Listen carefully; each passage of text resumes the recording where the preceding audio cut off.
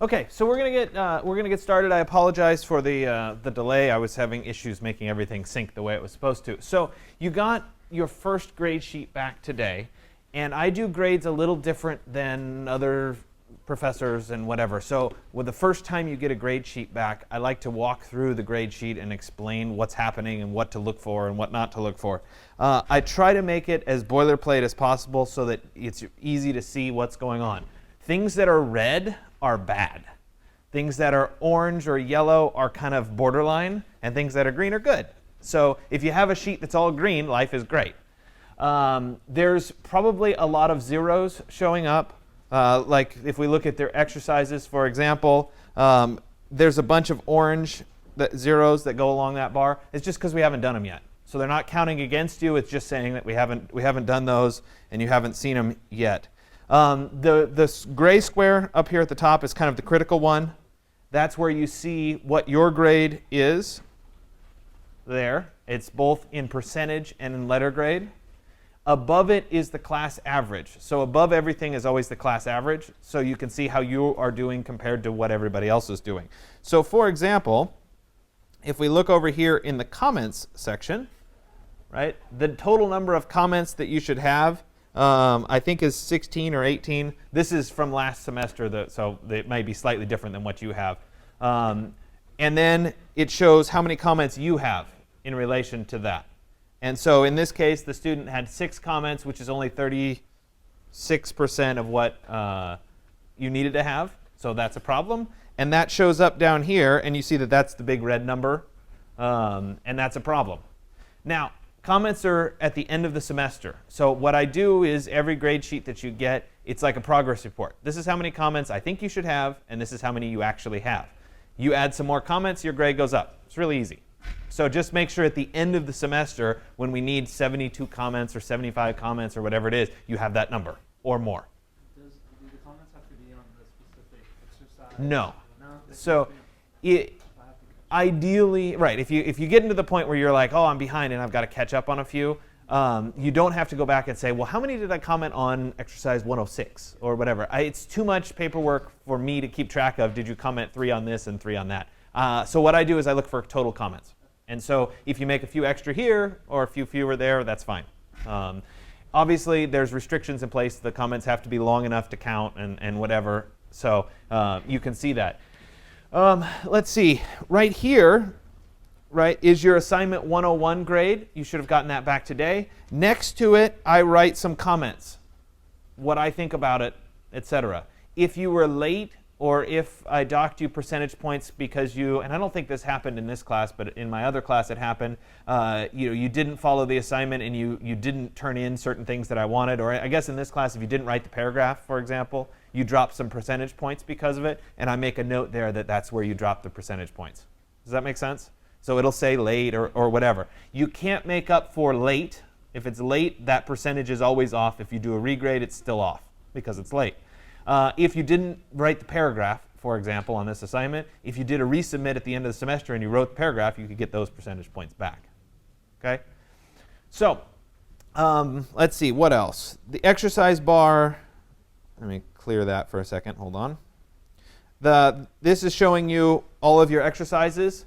Obviously, there's a bunch of zeros because we haven't covered those yet. If the thing at the end says 100% and is green, you're in good shape. That's what the goal is, right? So you should always have those. If you're missing an exercise because you forgot to turn it in or whatever, just turn it in and you'll get credit. Remember, exercises are pass, not pass. I just want you to get credit for them and make sure that you've turned them in.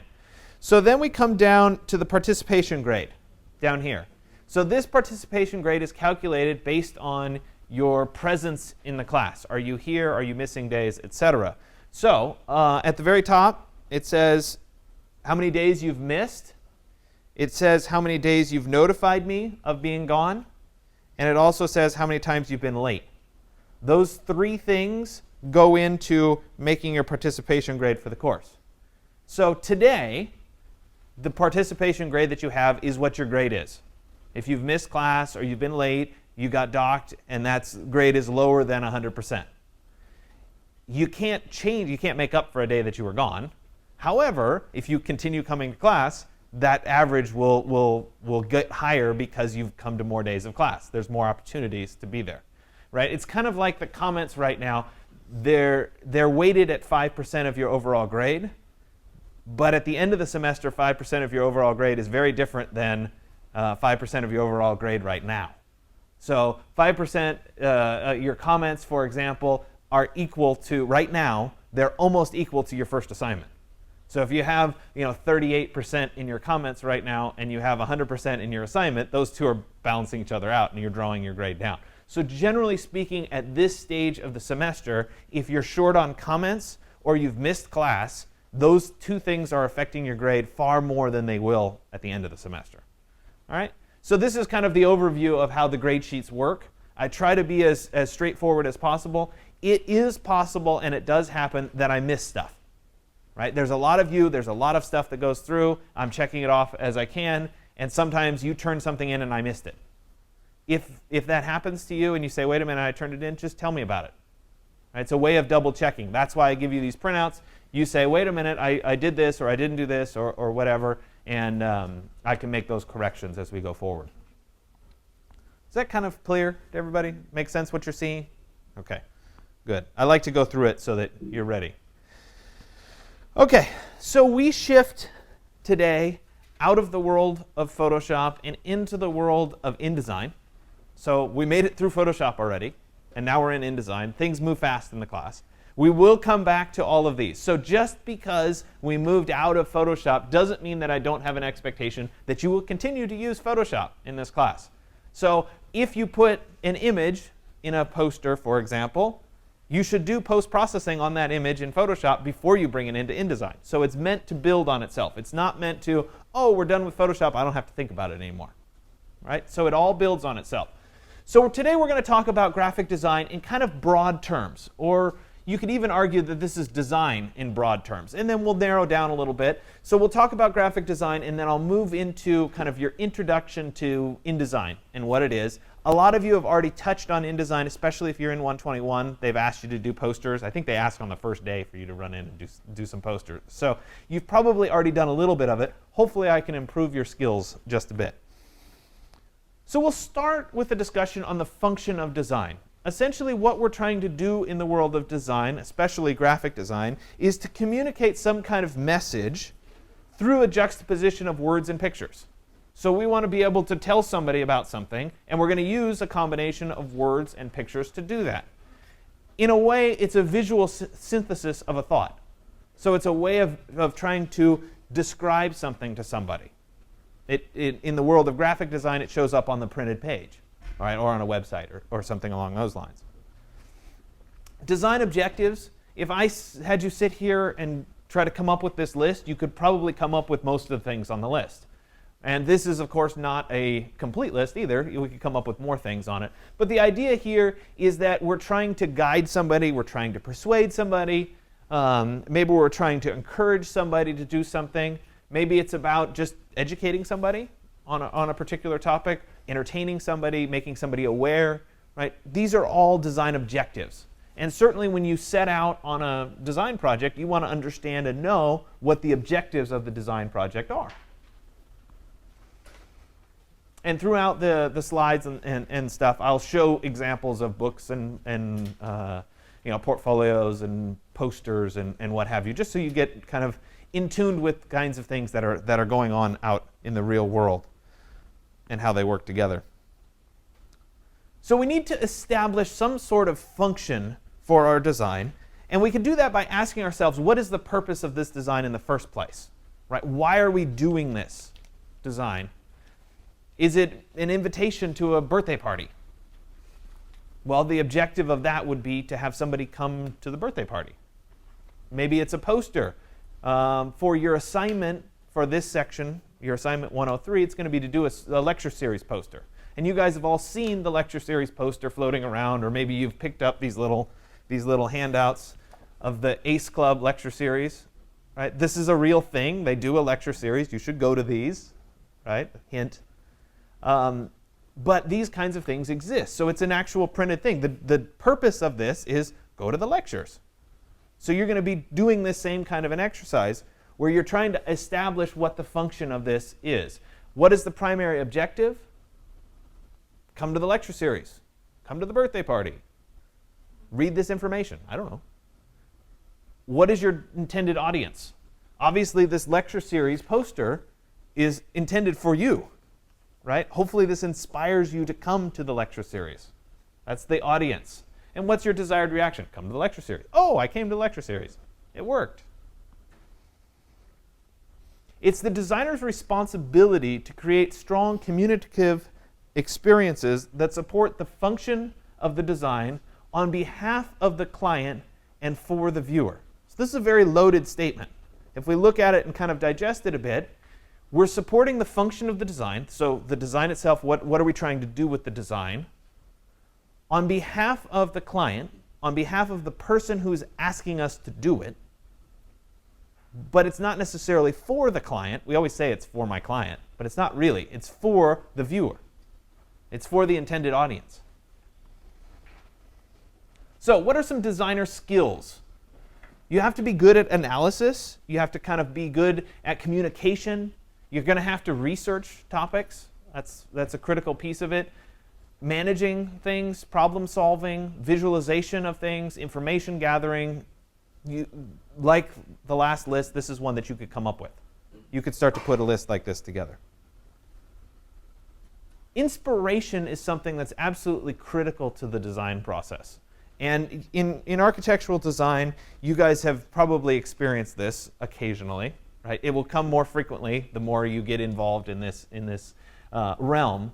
But that is, we get inspired to do something. And we get that inspiration maybe from our surroundings, the things that are around us. There's a reason, especially as designers, that we like things that are pretty, that we like to hold things. Right? There's a reason that an iPhone is pretty cool and we like to use it. Yeah, of course, we can browse the internet and all the rest of it, but there's a certain thinness to it and form factor that, as designers, we like and enjoy. The little details of things. You know, how does a company put together shadows? We look at windows. What does it look like graphically? Do we like what it looks like? What font did they choose? We're going to spend a whole lecture on typography. All those things are conscious decisions that somebody's making, and they may or may not inspire us towards something. And so we want to be aware of that. We can be aware of our surroundings by opening our eyes and observing. It is very easy in your student state to wake up in the morning too late and to be rushing to class. I gotta make it, I gotta make it, I gotta make it. Where's my coffee? I can't do it. And to just, I made it. Okay. He's talking about some graphic design stuff. All right, I'll just try to survive. Right? Anybody been there before? I was a student once. I was there. If you walk through your life in that strategy, right? If you do this, I'm going to make it to class. You're not being aware of your surroundings. You're not being inspired.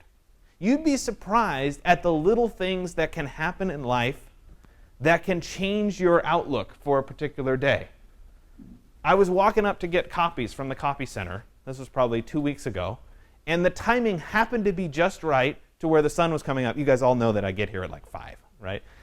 So it's dark, and I was walking up to get copies, and the sun was coming up, and it was perfectly even on the horizon coming across with the pavement.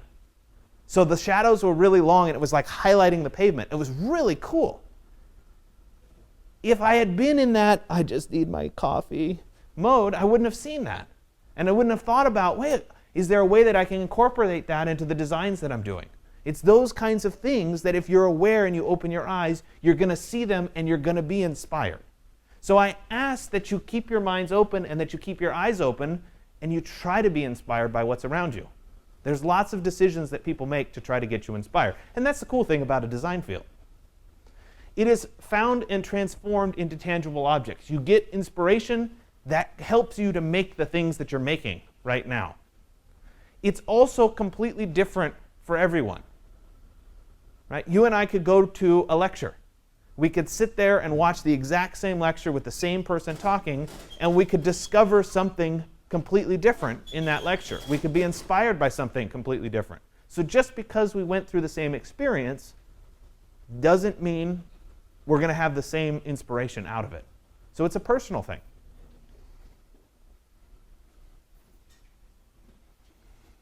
It should not be a burden or a chore or hard to get inspired. If you're out searching for inspiration, that's when it becomes hard. It should be something that just happens, right? I'm walking up to get the copies and I see the light on the ground. It's like, wow, that's cool. Just happened. It wasn't something I wasn't timing it. Okay, in 30 seconds I'm going to walk up because that's when the sun is going to be. It doesn't work that way. Just something that happens. And that's what you have to be aware of. It comes from the desire to create or communicate. You guys are here in this field because you like design, you like to draw, you like to try to visualize things. Those are inspiring to you, therefore you're here in this field. So it shouldn't be hard because you're already interested in that. Don't forget to look inward. If painting makes you happy, paint. All right? If taking photographs makes you happy, take photographs. Do whatever it is that helps nurture your inspiration. If you like to read about architecture, read about architecture. Whatever it is. Right? Maybe it's you're interested in various materials and you play around with those materials. Those are the things that can cultivate this process. First thing is Sketchbook. Anybody carry a sketchbook regularly? A few of you. Good. That's excellent. It's much harder when you get out in the real world and you have a job and you have responsibilities to carry a sketchbook with you and actually do any drawing. Because 99% of your time is focused on something that needs to be done and paid for and that sort of thing. In school, you have this incredible opportunity to walk around carrying a sketchbook and to draw and make notes. And I think one of the things that happens in the world of sketchbooks is some people naturally gravitate towards sketchbooks. They love to draw. Give me my sketchbook, and I can't stop drawing in it. There's other people that are more hesitant that are like, yeah, I'm not that good at drawing. Like, I don't know, it's always forced. Anybody in that camp? I was in school. The thing about a sketchbook is it doesn't have to look like this beautiful artistic thing. Number one, it's private. You don't have to show it to anybody unless your class requires you to do it or something like that. But that's a side note. And number two, there's no script that says you have to draw a bunch of stuff. You could write a bunch of stuff. You could make notes. You could make more technical drawings. Whatever feels right to you is what you should put in your sketchbook. The other thing that people forget is if something inspires you or you like something, cut it out, or you drew it somewhere else, cut it out and tape it in. My sketchbooks were notorious for having all these things taped and shoved in because I didn't want to draw it. I just took that and put it in there. So that's definitely something, as a student, doing this sort of thing is very useful. Keeping a sketchbook, compiling ideas, that kind of stuff is really, really good for you. There's other things that you can do that can help nurture, right, this inspiration. If you carry a notebook, the other thing is carry your camera. You take pictures of things that you like. Right? It's becoming more common. We all have it on our cell phones. It's a different way of, when I was in school, I wasn't going to take my Nokia 5190 out and take a picture. Like, they didn't even have a camera. Like, that didn't exist. But now you have it, so you can take advantage of it. And there's no reason you shouldn't. You want to become immersed in design. And I think this is something that you guys don't realize until you get out of school, that you're so lucky because you're around a bunch of people that like design and are trying to learn to be designers. Part of the reason I like to teach so much is I get to interact with all of you. It's boring out in the real world. Maybe you work for one firm. Let's say you work for an architectural firm, and you have, an office size of 10. Well, you're stuck with those 10 people all the time. If you think about here, in any one class, you're with 30 people. There's 150 people coming in every year. You at any one time, there's maybe 300 people in the architecture program. That's a lot of different people with different views and different ideas that you're being exposed to. That's a great place to be. You want to commit to discovering and collecting things that are interesting to you. Sometimes you're stuck, and just physical activity will get you out of it. Right? People that like to work out understand how this works in their life. But if you just get out, you're not a workout person, just go out and take a walk. Right? I walk up to get the copies, I see the ground and the light, and I'm inspired, and I can make the great design. It was all because I took a walk. Right? Listening to music is another great thing. And this is kind of one of those really interesting things. And it dovetails nicely into what you're doing today. As part of your exercise, you're going to do an album cover for some band. And I always find it really entertaining to see who people pick. It's good. But you have to learn what music inspires you to do what. Like, I wrote my entire grad school thesis to the soundtrack of the Pirates of the Caribbean. Go figure. But it worked. It worked brilliantly. And I just had that piped into my head, and I was just going at it. It was great. It worked. So I used it. Have I listened to the soundtrack of the Pirates of the Caribbean since? No. But it worked. Right? You discover these things along the way. When I was in school, laser cutting was kind of a barely on the horizon thing. We had a laser cutter, so we could technically laser cut some stuff. But for the most part, you would sit down and you would take out your knives and your basswood and your chopper, and you'd make your little models.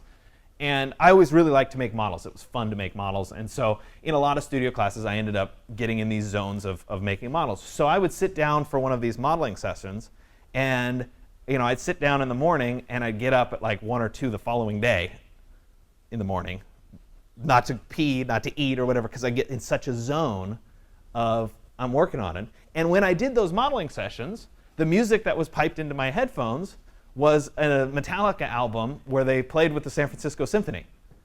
Go figure.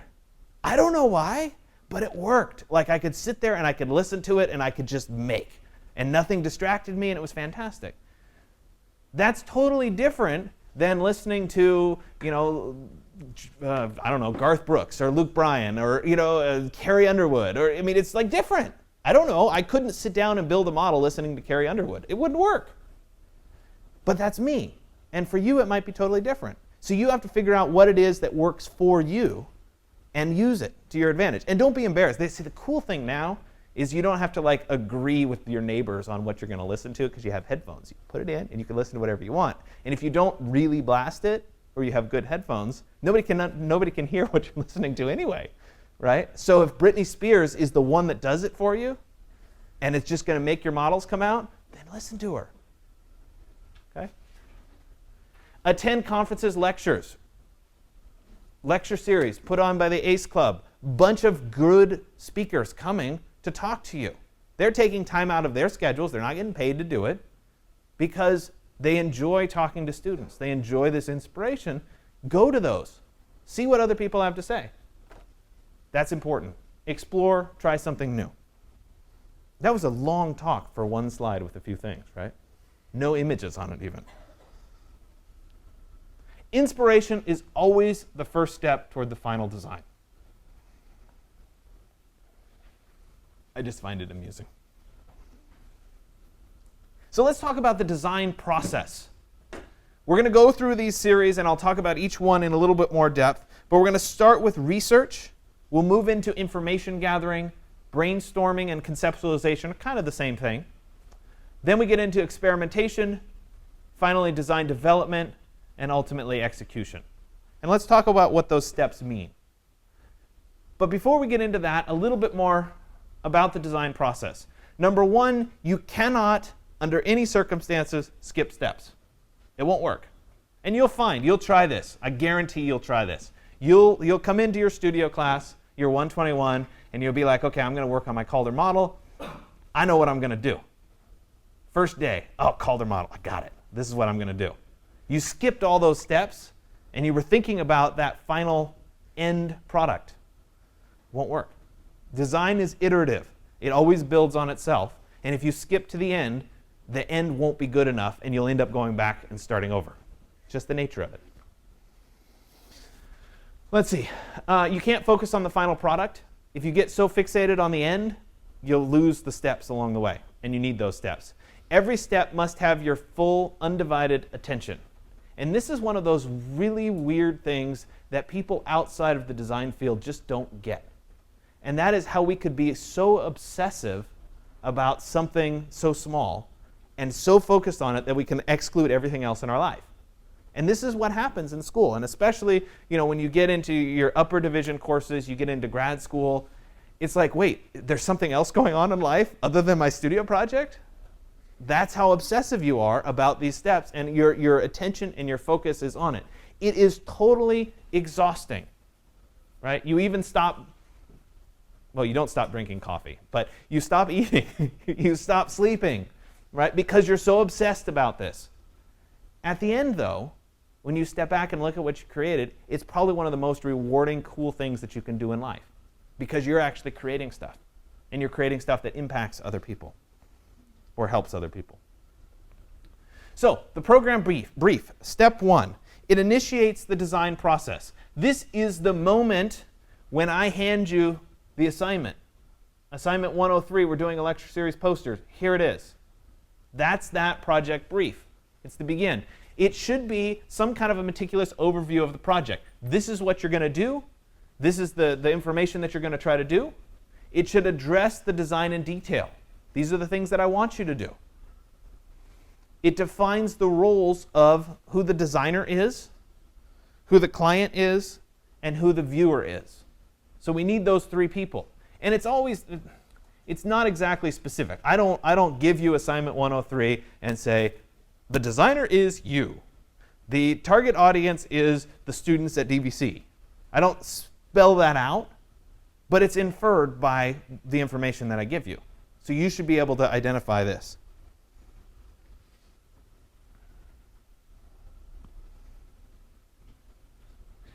You're going to begin with the information that's given to you by the client. So in the case of assignment 103, I'm the client, and I give you the project.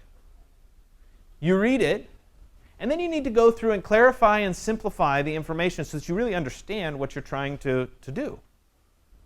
So you need that clarity and information. Then you need to ask questions to clarify anything you don't understand. This happens all the time in the architectural projects, right?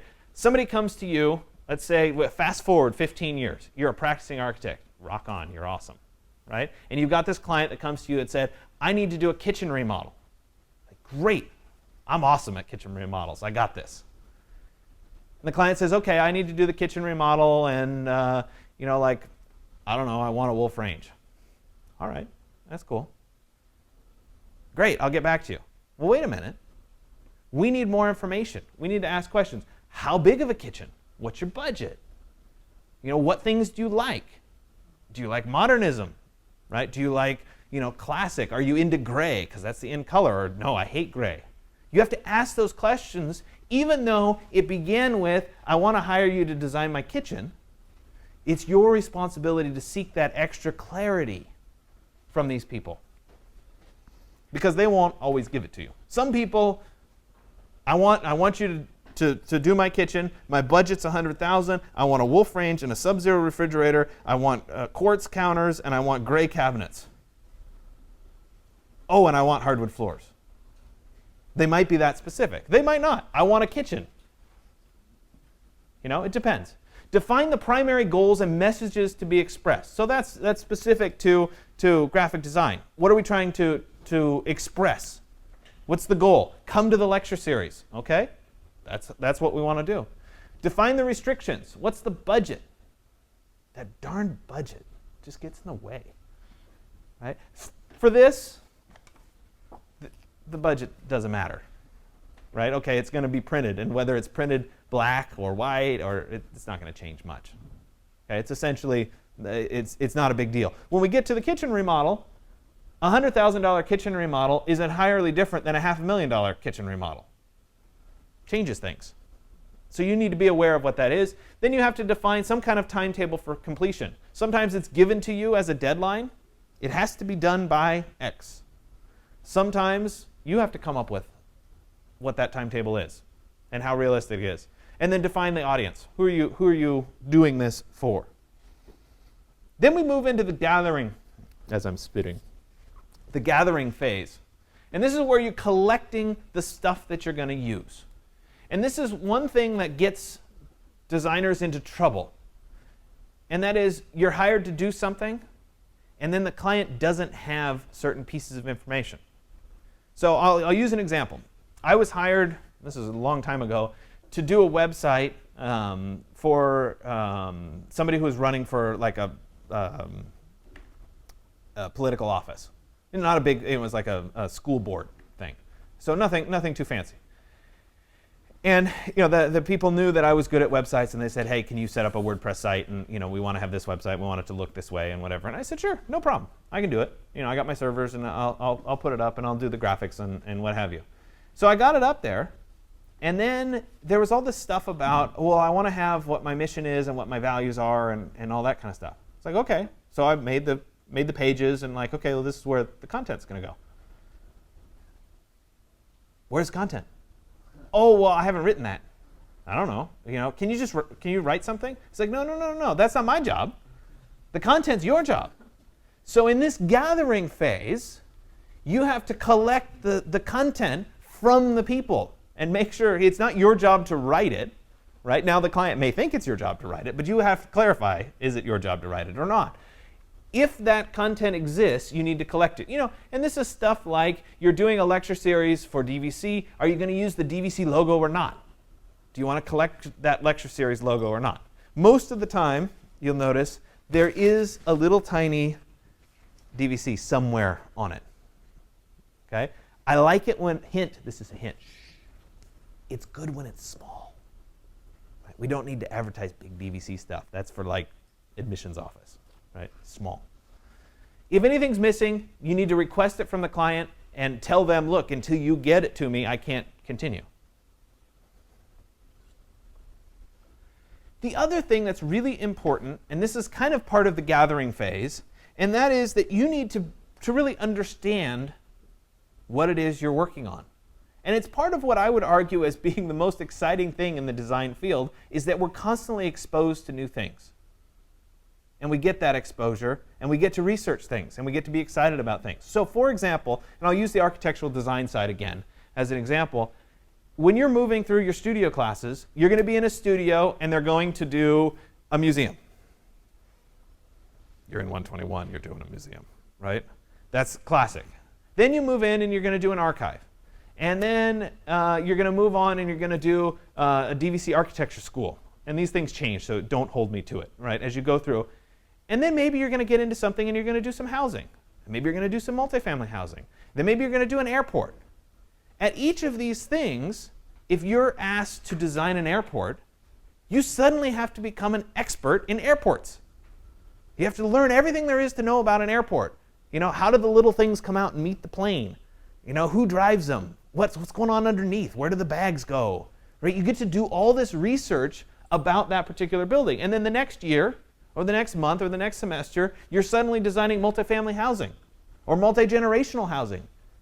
And you have to understand what goes into it. A good example for me, I was in grad school, and I was in a studio, and we did some housing, and then there were some visiting Japanese architects that came in and were doing small 5-week studios. It was really cool. And so this firm, these two people came in, and they said, we're going to design a bathhouse. And I'm like, I've never been to a bathhouse. I don't know anything about a bathhouse. Like, I don't even know what I do in a bathhouse. But here I am now responsible for designing a bathhouse.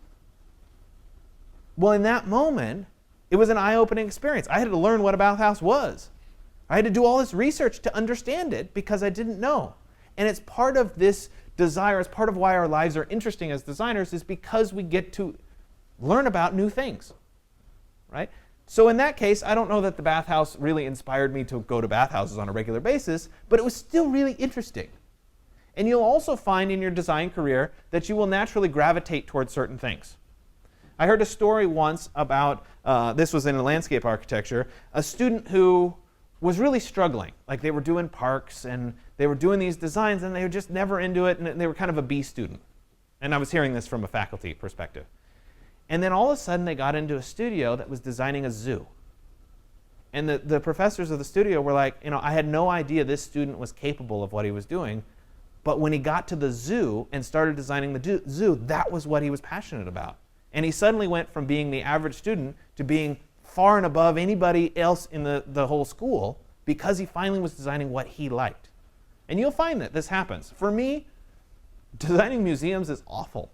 I hate museums. And so way back when I taught 220, my passion is housing. So we did housing.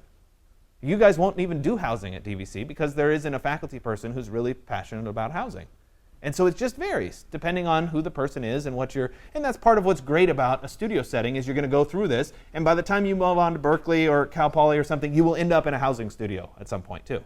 So it's always varying, and you get exposure to a lot of different things, and that's what's really fun. So you research everything there is to know about this particular topic because you have to be informed about it. Then we move into brainstorming. This is where we're openly sketching in our sketchbook, just coming up with random ideas that we think would solve the problem. And it can be very structured, mind maps, bubble diagrams, those kinds of things. Or it can be very like, I'm just going to town in my sketchbook and drawing stuff. Then we move into the conceptualization phase. And this is where we're actually kind of formulating what's happening. How's it all going to come together? What are our ideas and how do they synthesize into one? And we're trying different things out to see what works. And this is the longest part of the design process, is this conceptualization phase, where we're really trying to figure stuff out. And we're working on it, we're trying stuff, we're cutting this out, we're adding this. And in the process, we're learning what's working and what's not. And we're reevaluating as we go forward. We continue through experimentation. These are as our ideas mature a little bit more, and we start to really develop what's working. And then we get into some of the varying the sequence, varying the colors, changing the fonts. It's a finer level of control, right? Thinking about if we're in architectural design, how does the building come together? What are the small details? What feels right? Those kinds of things. And what's the structural system? How's that working? And then we get into the final execution. This is when you're distilling out, these are the best ideas, and this is how I can move this project forward. This is the best. One of the key parts in this, and I always spend a little bit of time really talking about that, is this: divorcing from attachment. It is so easy in studio to become obsessed about your design and to think of it as this precious thing that I spent all these hours on. It is totally natural, right? If you spend countless hours up all night building a model, it's precious to you. No surprise. And then you get into studio or your review, and there's some visiting person that comes in, and they're looking at it, and they're going, you know what, it would be so much better if we just took this off and glued this over here and did that. And at that moment, you're like, ah! Right? Anybody have this happen? I have, right? It happens. If you can get yourself out of being attached to it, the moment, if you can get yourself out of that moment, then you can actually learn something. And it's really hard to teach yourself to do this, but it's absolutely critical and one of the skills that makes the best designers who they are. And that is that they can spend a lot of time working on a project. They can sit down and they can listen to what somebody else is saying about their project, and they can learn from it. And if that person says, well, maybe you should take this part off and put it over here, instead of saying, you're destroying my precious work, you're thinking about the concept of, oh, if I move that piece over there, that really does open up this space. You might disagree. You might say, no, it doesn't work. But generally speaking, when somebody's coming in to review your project, especially when it's an outside reviewer, they're volunteering their time to come in and help you become a better designer. They have 10, 15, 20 years of experience designing things, and they're trying to give you some of that experience. They're trying to give you some help and to push you forward. So if you can get yourself out of being attached and not shut down when somebody's talking about it, you will learn significantly more. Then we come back and we review the project brief. Did we actually solve what we needed to solve? Because it would be a problem if we didn't. And if we didn't solve what we needed to solve, but we still think this is the best solution, then we have to convince the clients that this was really the thing you wanted all along and you just didn't know it. We like to do that too. And then we get to the final draft phase. So we'll move on to intuition. This is trusting your inner voice. And it takes time to get there. You can learn the fundamentals. You can be the best person at rendering in V-Ray and modeling in Rhino, but it doesn't mean that you're going to be a good designer. So no matter how many skills you have, that doesn't compensate for your ability to design. If we could just say skills equate to design, then computers can do things better than us, and they would just be able to design stuff, and there'd be no need for us. It takes designers, it takes people with this intuition to figure out what works in a design. So intuition is very much a different level of thinking. It's the opposite of rational thought. So you think really hard and you're concentrating on something. This is the thing that pops into your head when you're taking a shower or you're eating food or you're driving or whatever. It's the opposite. It's when you're not trying to think about it. And it's really important as a designer to listen to it and to understand it.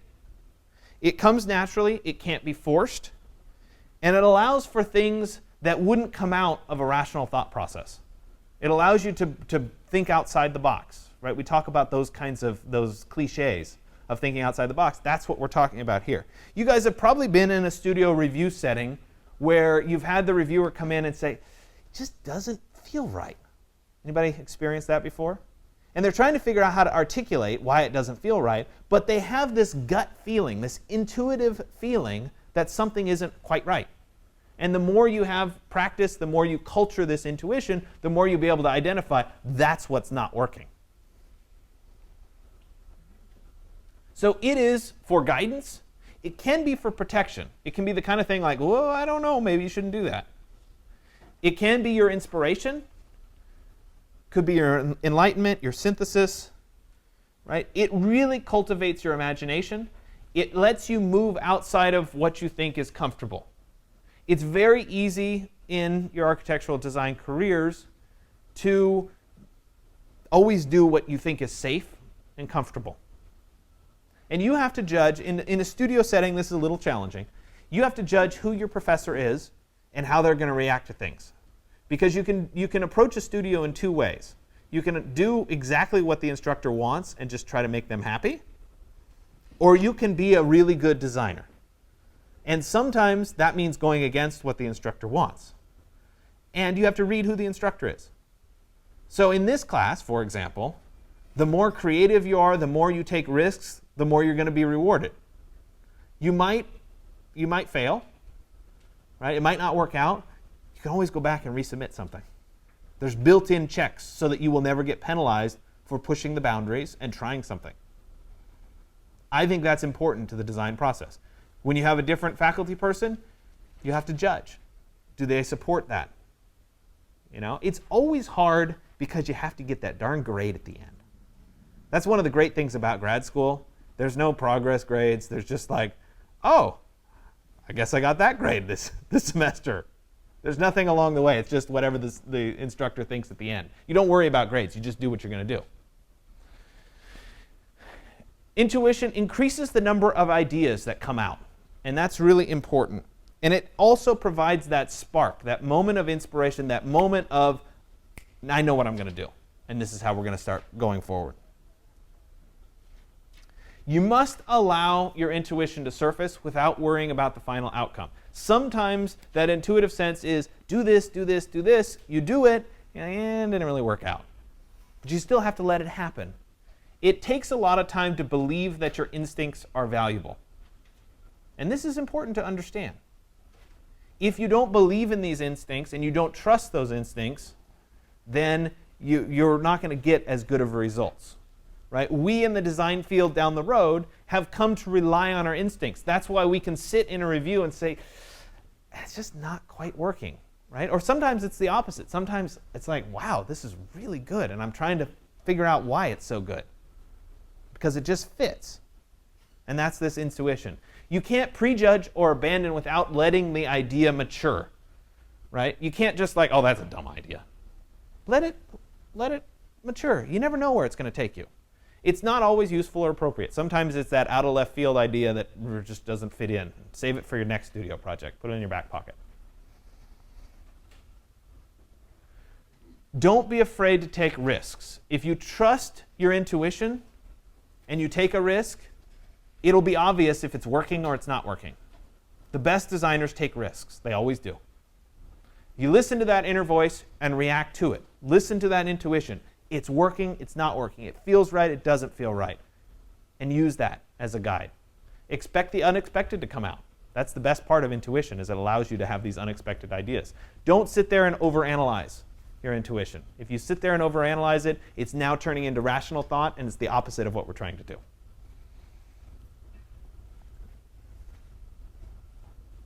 I like that. Elevate.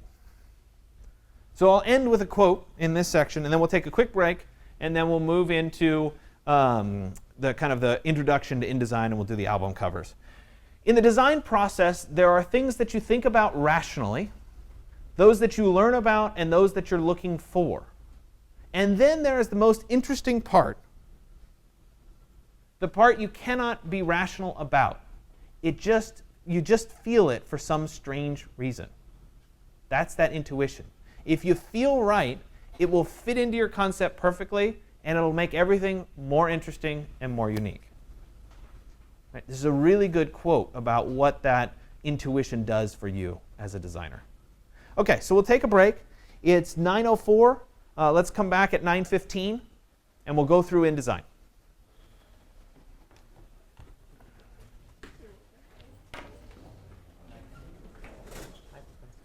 OK, so we're going to pick back up here and start with the world of InDesign. And as with most of the Adobe products, there's a lot of stuff that looks similar. The setup is similar, but that doesn't mean that I don't want to spend some time walking you through it. I had a bunch of trouble actually opening InDesign this morning and getting it to open on my computer. But eventually I got it. I just kept trying. It did help to go into the Start menu, go to, even though we have shortcuts and stuff to it, go to All Apps, go into the Adobe Design Standard, and pick it from that list. It seemed to make a difference, but I don't know. If you're having trouble, I can try to help you through it. So when InDesign first opens up, we have a little splash screen that shows up that allows us to open a recent item or to create a new document. And in our case, we're going to create a new document. We're not going to worry about book or library for right now. We just want a document. So when I click on document, I'll get this new document dialog box that comes up. It'll ask me what my intent is. Am I intending to print it, or is it intending to go on the web? For right now, we're going to intend to print it. Number of pages, I would just want 1. There's something for facing pages. We'll talk more about this when we get into the portfolio section of the class. Facing pages essentially means, is it a book where I have a left page and a right page and content that goes across both pages? For today, we're going to uncheck facing pages because we're only creating one page. And then we'll come down here, and under page size, the default is letter sized. We're going to choose today compact disk as our size. And you'll notice under width and height that it's in some weird set of numbers, right? 28p4.157. That means absolutely nothing to me. It's something called picas. It's a graphic design layout unit. I think in the world of architecture, we're used to feet and inches. Therefore, it makes a lot more sense to think of this in inches. You can, by the way, for this, type in an inch value. So if I wanted, say, an 11 by 17, I could type 17 IN and 11 IN for inches. And when I do that, it will translate the numbers into the pica values. So you can use actual inches there. Again, we're doing a compact disk size, so I'm not going to worry about it. Under columns, that's fine. Under margins, I'm going to go ahead and set these all to 0. And I'll end with them all at 0. I'm not going to worry about margins for today. We'll get to that a little bit later on in the course. When I'm done, I'll go ahead and say OK. And I'll end up with a square. And in the case of what we're designing today, because it's an album cover, it will be square. And we can identify the album or the workspace, the page that we're going to be working on, by the little square with the slight drop shadow on the lower and right sides. So that's the page, the physical page that we're going to be working on. Now, before I get into the overall layout and what's going on in the world of InDesign, it's important to understand what InDesign is as a concept. And that is, it's a graphic design layout tool. So it's not really for creating content. It's for laying out existing content and putting it onto a page. And so some of you in 121 have already been doing this for your posters.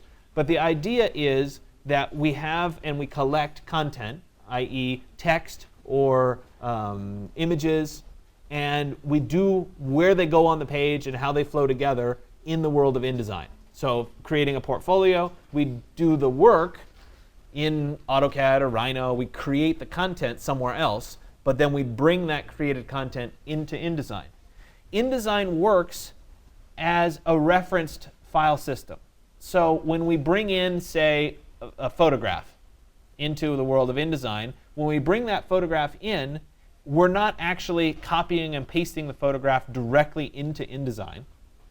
We're referencing the original file with a preview in InDesign. So we're working with a preview image, and when we go to do our final export to make it a PDF or a JPEG or whatever our output is, InDesign goes and finds the original file and substitutes the high-quality image in for the preview one that we're working with. This is great if you have a really big document, whether it's big in terms of I'm doing a poster layout for but the final review of a project, or I'm doing a 150-page book. Whatever it is, using small preview images makes the file quick and easy to work with. It's not a gigantic file. That being said, if we lose the original photograph or the content that we put in, InDesign doesn't have it. So it'll say, we're missing the link, where's the original file? So you have to pay attention to where the original files are saved. So if, for example, I'm working on today's album cover and I find a background image for my album cover, I don't want to save that background image on the desktop. If I save it on the desktop and the computer restarts and I come back tomorrow to work on it, that image is no longer on the desktop. It's not going to find that original image. So it's not going to work.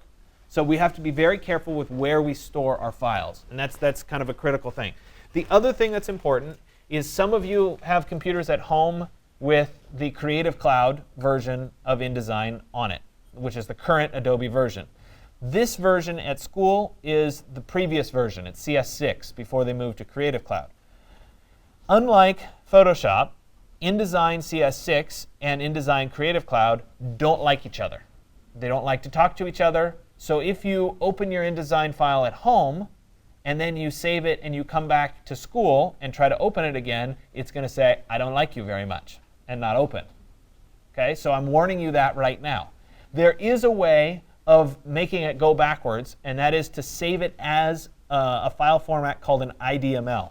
So if we go to File and then Save As, instead of your InDesign CS6 document, this last one, InDesign CS4 or later IDML, that's a universal file that you'll be able to go back and open it. It's also possible, though, that some of the things that you've done won't come through in the IDML. So it's not perfect.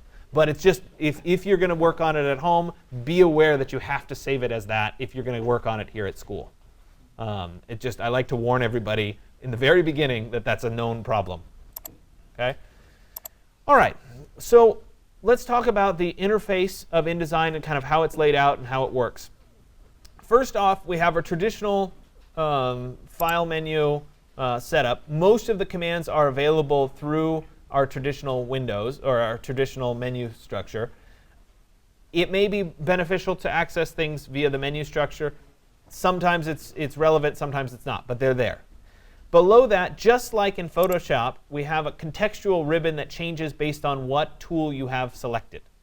And so as I change tools, if, for example, I switch to the Type tool, you see that the contextual ribbon completely changes and gives me options relating to text. We have our toolbar along the left here that gives us a bunch of options. Most of what we're going to be working with today will be the regular selection tool, the black arrow, the text tool, and the frame tool, which is like a rectangle with an X in it. Those are the three things that we'll kind of work on today. We may use a little bit of this, which is the free transform tool. It's a little arrow with dots around it. We also have colors at the bottom here. We have what is called a fill color, and we have what's called a stroke color, or an outline color. And so you can work with both of those to change. If you want an outline around a photo, you can change the color around the photo, etc. On the right side over here, we have our traditional menu structure. Yours probably is set under Essentials right now, so it probably looks like this. Sorry, mine was open in the typography section. Just like in Photoshop, there are different workspaces that are available to you. If, for example, we're working in type, we can switch to the typography section and we'll get a bunch of different windows that are open. These windows are also available under the window menu. But for right now, let's go back to Essentials and stick with Essentials. Under Essentials, the first thing that I have is something called Pages. We will ultimately be working with multi-page documents and being able to use those multi-page documents. For right now, we're doing one page, so Pages doesn't matter too much for today. Just like in Photoshop, we have something called layers. The difference between layers in InDesign and or Illustrator and Photoshop is that in InDesign and Illustrator, you can have multiple objects on a layer. In Photoshop, we have just one object per layer. So it's a little bit different in setup, but similar to Photoshop, the layers that are on top show first, the layers that are below show later. We also have a menu for links, and when we reference files or we bring in a photograph, that link will show up here as well. Then we move down. Stroke is basically our line. We have colors, etc., and we have swatches. We'll talk about those a little bit more as we go forward. Most of what we're talking about today will involve layers, and that's about it. You notice that we have rulers heading across. These ruler units are in those picas that I was talking about, the graphic design units. Again, they don't make much sense to me, so I like to change them to inches, and I'll do that by right-clicking where the two rulers intersect, and you can see that I can very quickly switch it to inches. And when I switch to inches, my ruler measurements look a little bit more natural. You'll also notice that 0 and 0 are set at the upper left corner, and it goes forwards and backwards from that upper left corner. Same thing going down. So it's just important to be aware of. OK, so now we're going to create our album cover. And so I ask you guys, let me just make sure I pull up the, of course, what did I do with it, right? So I'm going to ask you, we already went through the size and layout. The next thing is we're going to try to go find a background image. And so I'm going to go online, and we'll do a Creative Commons search. And I don't know, I was making fun of Britney Spears earlier, so we'll do a Britney Spears album cover. Why not? OK? So we need some kind of a background image for Britney Spears. And let's say, I don't know, I'll look for fireworks.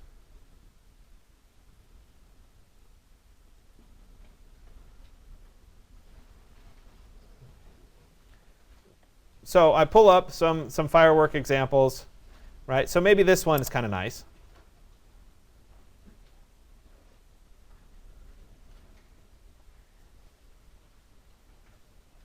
And I'd like to download this image. So I'm going to click on the little download icon. I want to download the original size. And it's going to download into my downloads folder. Now remember, we have to pay attention to where the original file is because I need it down the road. So I'm going to go ahead and open this so that I can copy it to my flash drive or to my OneDrive. And we'll put it under today's folder. This is 109. Last year I did Garth Brooks, so see, it's just random what I pick. So let's do a new folder. And this is spring 2017. And let's go ahead and paste that file there. So now I have my background fireworks, and we could preview it there, and I could also rename it to be fireworks so it's a little clearer. So let's say it's fireworks. And then I'll go back to the world of InDesign, and the first thing that I need to do to be able to put an image into my page here is I'm going to use something called the frame tool. And you see here it's a rectangle with an X in it. If I click on that rectangle with an X, I can essentially draw a placeholder for where I want my image to go. And so I'm going to go ahead and draw it the full size of my page. So we'll go up to the top corner, and we'll go down to the bottom corner, like that. And we see a big X on my page. That is a frame that I can then place an image into. And so once I have the frame, I'll have it selected. So we'll click on the regular selection tool, the black arrow. I'll make sure that my frame is selected. There it is. and I'll go to File and then Place. And this will allow me to drop in that image that I just downloaded. So let me go to my flash drive here. And it was right there is my fireworks. And I'll go ahead and click on Open. OK, so my image shows up here. And it's not very clear. It's kind of jagged. And it also didn't completely fill the frame that I had established for it. There's some fundamental problems. One is the size of the image at 1280 by 856 is really not that high. It would be better if I picked a different image. And I may come back and show you that in a second. But it didn't fill my frame. So let me go ahead and start with adjusting how this fits in my frame. So if I right-click on the frame, there's an option for something called fitting. And this controls how an image fits within a frame. And so we can fill frame proportionally, or we can fit content proportionally. We can also fit frame to content, fit content to frame, or we can center the content. So for example, if I picked center the content would then be centered on my frame. If I right-click and I say under fitting, fill frame proportionally, it will fill the whole frame and it will cut off the image to either side. And if I double-click on it, I can see that there's my image on either side. And I could also move the original image to control how it's cropped, for example. Instead of that, I could right-click and I could go to fitting and I could say fit content proportionally. That means take the whole image and make it fit within the frame. So there it is, and it uses all the space from the left to the right, but it has a bar on the top and on the bottom. If I right-click and go to fitting and say fit content to frame, it will fit the content, but it skews the image to fit it. So these are all different options for how we control how this is fit. I'm going to press Control Z, and I'm going to go back to my fitting, and I'm going to fit frame to content. Does exactly what it says. It changes your frame to fit the content. So let me undo that. Let me right-click, and I'm going to go to fitting, and I'm going to go to fill frame proportionately. There it is. So it's in proportions. I like kind of the overall look. It's pretty good. You guys can see that it's jagged, though. So this is something that's important. Sometimes you get an image like this. And as I said, this is not the best image to begin with. But InDesign shows us a previewed version of the image. So sometimes it'll show up blurry, but ultimately it'll be clearer. So I want to go ahead and see what this would look like if I was actually going to print it. I will right-click on the image, and I can come down to Display Performance. And instead of Use View Setting, I could say High Quality Display. And when I do that, you can see that the whole image sharpens up. So it's actually a higher quality image than it was displaying. And the reason for a one-page document like this, no big deal. We can show high quality, and it's not going to be a problem. If you had a 1,000-page document with lots of images in it, showing the previewed image is a pretty good way of cutting working, processor time down, et cetera. And it's much faster to work with. So now I have my background image on the page, and I want to go ahead and put some text in. So I'll go ahead and use the T for text. And in the world of InDesign, I basically create a text box, and then I have to write what I want. So Britney Spears. I don't even know how to spell Britney Spears. Clearly, I listen to her so much, right? Britney Spears. Love Google, right? There we go. So we'll take Britney Spears, and we will put her right here. And I'll go to paste. There it is. Let's give her a capital. Why not? And now, if I select my text and I look at the contextual ribbon that's up here, I have a bunch of options. So I can change the font. So we could go into fonts and I could say, I want it to be something else. That's just plain ugly. We can't have that.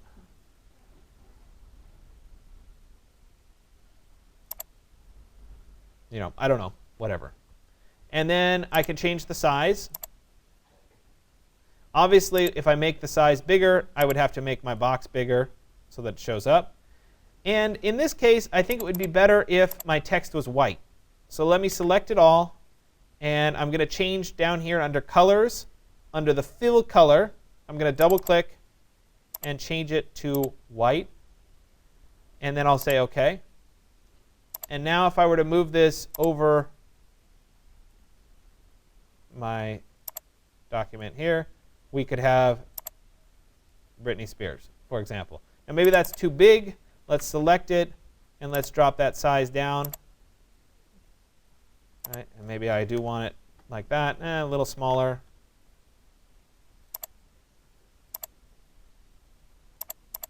Something like that. So I've worked with the font. I get that kind of looking the way it is. Now maybe I want to put something else. Maybe it's going to be an explicit album, so I want to get that parental guidance. So I could do a Google search.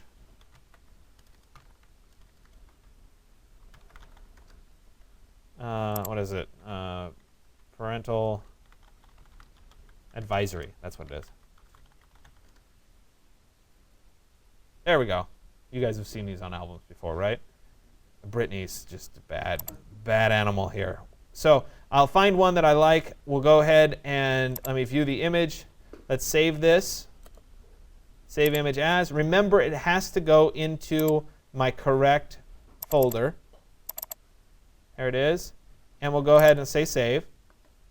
And then I'll come back to my InDesign, and I will add a new frame. Right? Maybe it's like about there.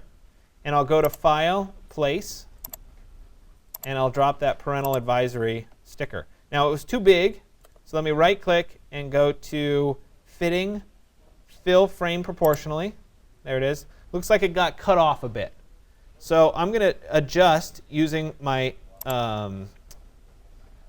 my selection here so that this is a little bit bigger and it doesn't get cut off. The alternative to that would be to right-click and go to Fitting, and then now go to Fit Frame to Content so that I get the whole content. And then I can move it around. Oops, sorry. I need to use my Direct Select, and I can move this around to control where that parental advisory is going to go. And maybe it's, oops, sorry, I double-clicked. So maybe we'll stick it right there or something like that. Now, I probably need an album name. Fireworks,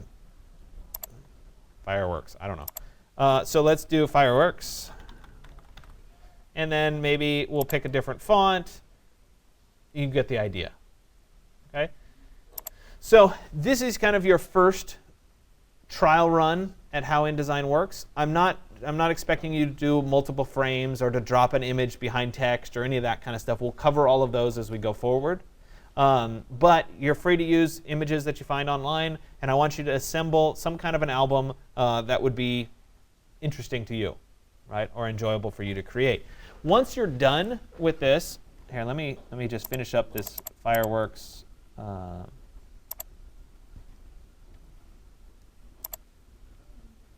And let's make this a little bit bigger. And let's change the color to be white. And let's move this over like that. Whatever. Okay, this might not be the most attractive thing in the whole thing. I can also adjust the opacity of the background image. Maybe this is a little bit too strong. To do that, I need to go into Advanced, and I should be able to go into Effects, and right there I can adjust the opacity down. We'll cover this a little bit more down the road. We could say maybe 75%. Doesn't like me. 75%. There we go. So just so it's not quite so strong.